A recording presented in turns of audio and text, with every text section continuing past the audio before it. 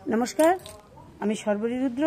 আমার চ্যানেল ভবো ঘুরে আজ আমি ঘুরতে ঘুরতে চলে এসেছি বীরভূম জেলার আমোদপুরের কাছে বেলিয়া গ্রামে শ্রী শ্রী ধর্মরাজ ঠাকুরের মন্দিরে। চলুন আমার সঙ্গে দর্শন করবেন। চলুন।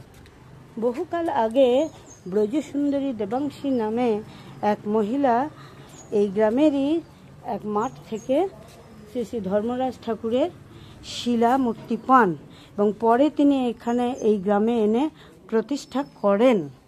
প্রায় 400-500 বছরের পুরনো এই মন্দির। প্রথমে রোগীরা এখানে আসে বিভিন্ন রোগের সমস্যা নিয়ে, বিশেষত বাতের ব্যথা এখানে সেরে যায়। রোগীরা প্রথমে এখানে আসেন, ঠাকুরমশাই তাদের ঝেড়ে মাদুলি পড়তে বলেন, তারপর বাবার পুকুরে গিয়ে স্নান করে আবার তেল বা জড়িবুটি দেয়, তেল হাবিজাবি দেয়। তো চলুন একবার বলি, দেখাই এখানে ঝাড়া হচ্ছে।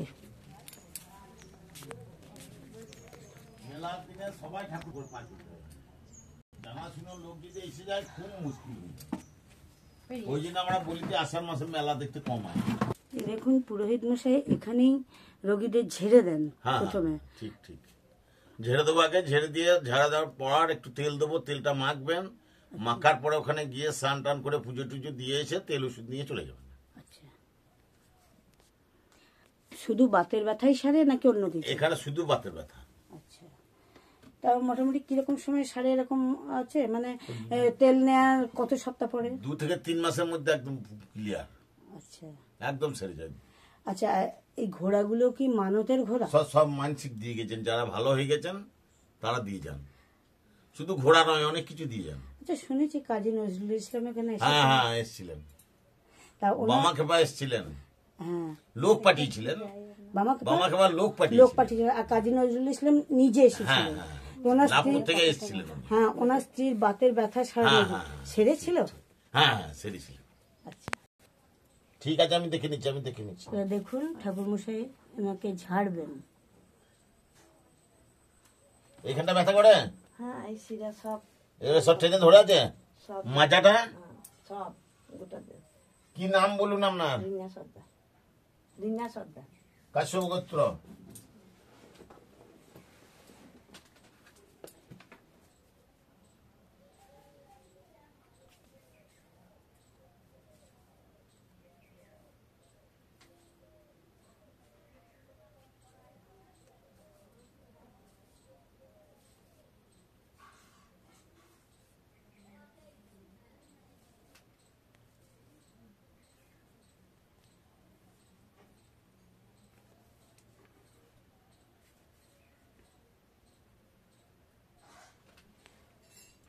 মনে মনে একটা মানত করুন, ভালো হয়ে গেলে পরে দিয়ে যাবেন। আপনার সামর্থ্যে যা কুলাবে। লাউ, মুসুরির ডাল, বোয়াল মাছ, ভেড়ার মাংস, 4টে জিনিস খাবেন না। বোয়াল মাছ আর 4টে জিনিস না, 12 মাছ না। বোয়াল মাছ আর ভেড়ার মাংসটা কোনোদিনই খাবেন না। সেটা আমি বলে দেবো সময় হলে পরে। আমার ওই ফোন নাম্বার লেখা আছে, মাঝে মাঝে আমাকে ফোন করবেন, আমি ঠিক বলে দেবো আপনাকে। দেখলেন গা, মাথা পায়ের তলা বাদ দিয়ে, ঠিক আছে?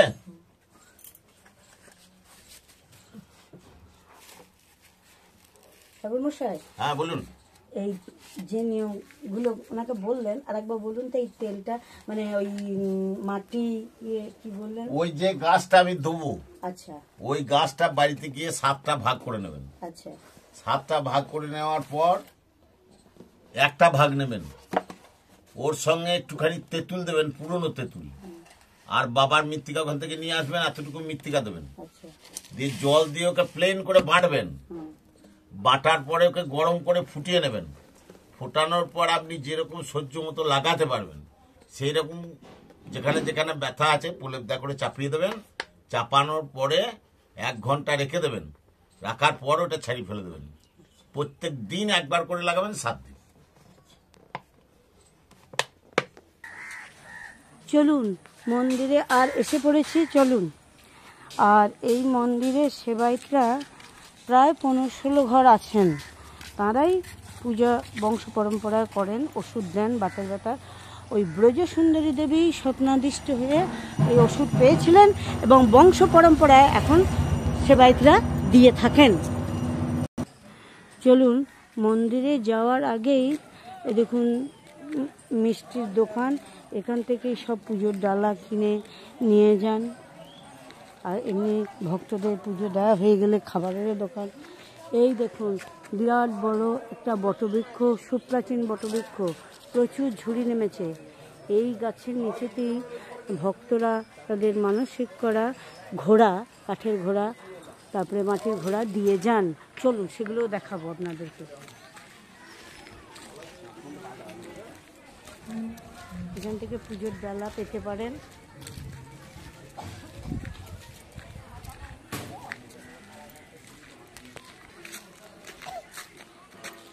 এই দেখুন এই বটবৃক্ষের তলাতেই কাশি বটবৃক্ষ, এখানে মানে ঘোড়া সব মানত করে দিয়ে যায়। যেসব রোগীরা সুস্থ হয়ে ওঠেন তাঁরা ধর্মরাজের বাহন ঘোড়াকে মাটির ঘোড়া, কাঠের ঘোড়া দিয়ে যান।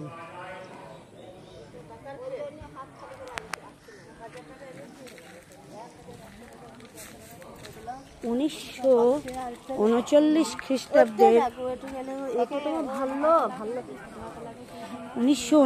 খ্রিস্টাব্দের অক্টোবর মাসে কোনো একটা শনিবারের সন্ধ্যাবেলায় লাভপুরের নলিনীকান্ত সরকারের সঙ্গে এসেছিলেন কাজী নজরুল ইসলাম। তারপর পরের দিন সকালে মানে রবিবার সকালে এখানে হাজির হন বাতের ব্যথার ওষুধ নেওয়ার জন্য তার স্ত্রীর জন্য।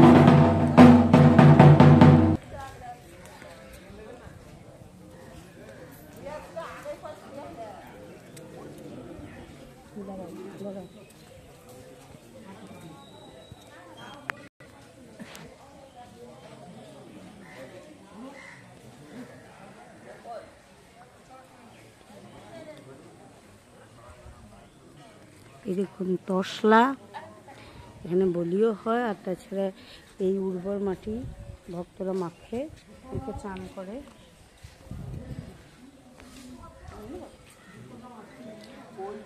সারা বছরই ভক্তদের আনাগোনা এখানে থাকে, তবে শনি মঙ্গলবার একটু বেশি হয়। আর তাছাড়া আষাঢ় মাসের 4টি রবিবারেই ভিড় হয়, তখন মেলা বসে। সেই মেলায় শৌখিন দ্রব্য, নিত্য প্রয়োজনীয় জিনিসপত্র সবই পাওয়া যায়। চলুন বাবাকে একটু দর্শন করি।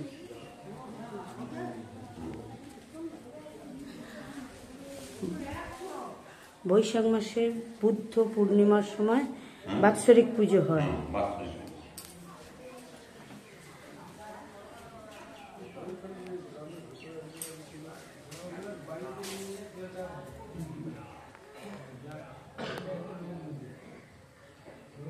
আপনারা বাবাকে দর্শন করুন।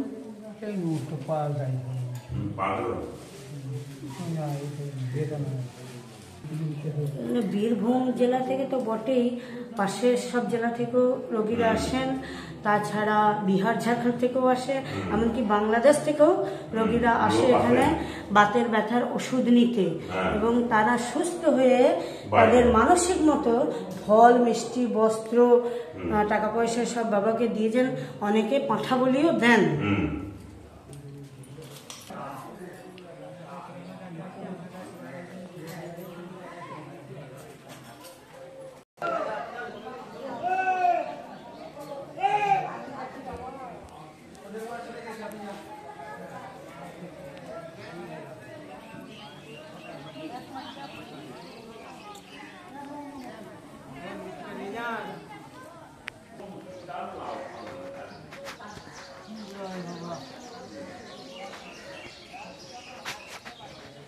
দেখুন এখানে মানতের ঘোড়াগুলো দিয়ে গেছে ভক্তরা।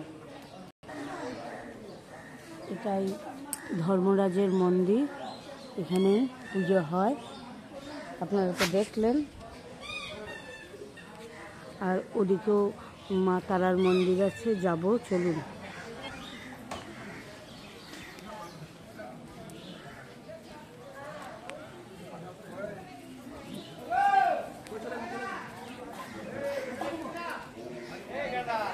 এখানে এক সেবাইতের সমাধি আছে, আর এই সমাধি মন্দিরে একটি শিবলিঙ্গ প্রতিষ্ঠিত।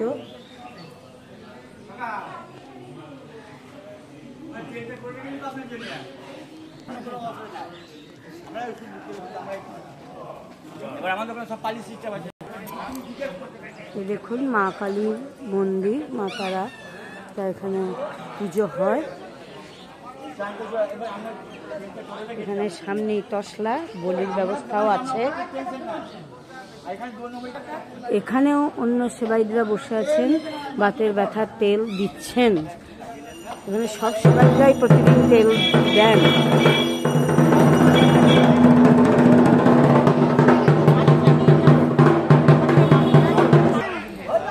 হিন্দু মুসলিম সব ধর্মের লোকেরা আসে, জাতি বর্ণ ধর্ম নির্বিশেষে এখানে বাতের ব্যথার উপশম করতে সবাই আসে এখানে।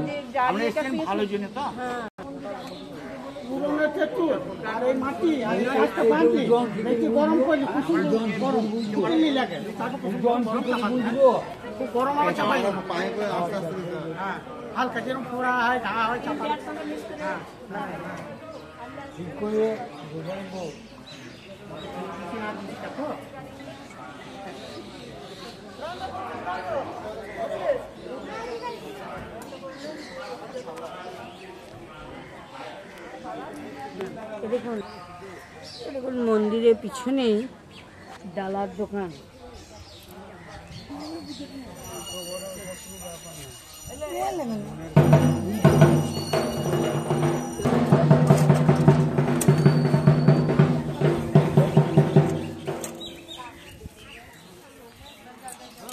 আর সামনেই এই দেখুন গদা পুকুর, বাবার পুকুর। এখানে স্নান করে পুজো দেয় সব ভক্তরা, আর তারপরেই ওষুধ নেয় বা তেল মালিশ হয়।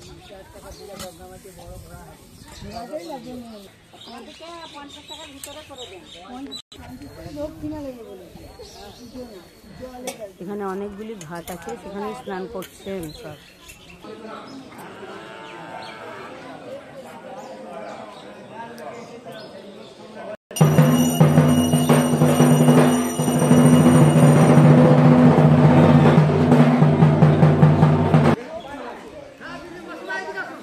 আজ এই পর্যন্তই। আবার কোনো দিন ঘুরতে ঘুরতে আপনাদের সঙ্গে আমার দেখা হয়ে যাবে। ততক্ষণ আপনারা ভালো থাকুন, সুস্থ থাকুন, আনন্দে থাকুন এবং আমার সঙ্গে থাকুন। আর হ্যাঁ, আমার চ্যানেলটিকে সাবস্ক্রাইব করবেন, ভালো লাগলে লাইক শেয়ার ও কমেন্টস করবেন। শেষ পর্যন্ত থাকার জন্য আপনাদের অনেক ধন্যবাদ জানাই। নমস্কার।